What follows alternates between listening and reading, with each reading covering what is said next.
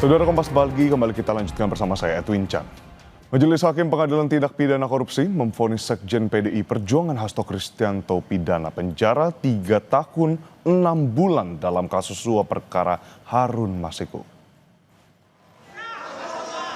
Hasto dinyatakan terbukti terlibat memberi suap Komisioner Komisi Pemilihan Umum periode 2017 hingga 2022 Wahyu Setiawan terkait pergantian antar waktu anggota DPR Republik Indonesia periode 2019 hingga 2024 untuk kader PDIP Harun Masiku.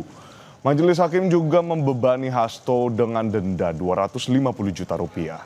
Vonis 3,5 tahun terhadap Hasto ini lebih ringan dari tuntutan jaksa sebelumnya, yakni 7 tahun penjara.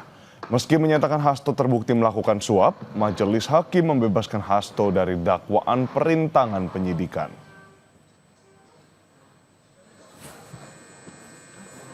Mengadili 1. Menyatakan terdakwa Hasto Kristianto tidak terbukti secara sah dan menyatakan bersalah melakukan tindak pidana sebagaimana dalam dakwaan ke-1 dan oleh karena itu membebaskan terdakwa dari dakwaan ke-1 tersebut.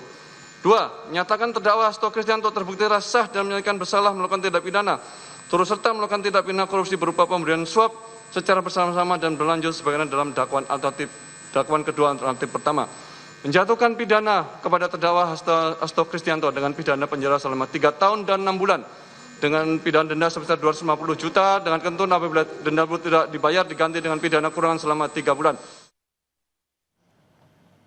Pasca putusan, Sekjen PDI Perjuangan Hasto Kristianto melihat putusan Majelis Hakim sebagai ketidakadilan, saudara. Ia dan tim penasihat hukumnya akan mempelajari putusan tersebut untuk menentukan langkah selanjutnya. Karena itulah terhadap putusan tadi, ya saya terima dalam konteks bahwa ini adalah ketidakadilan. Bahwa tema menggugat keadilan itu akan selalu relevan, apalagi ini berkaitan juga dengan agenda konsolidasi partai. Sejak awal dikatakan bahwa ada yang mau mengganggu Kongres PDI Perjuangan. Sehingga tentu saja kami harus mempertimbangkan secara jernih setelah kami menerima putusannya. Kemudian kami akan mempertimbangkan dengan cara yang seksama dan kemudian dengan fakta-fakta hukum untuk terus berjuang di dalam menggugat keadilan itu.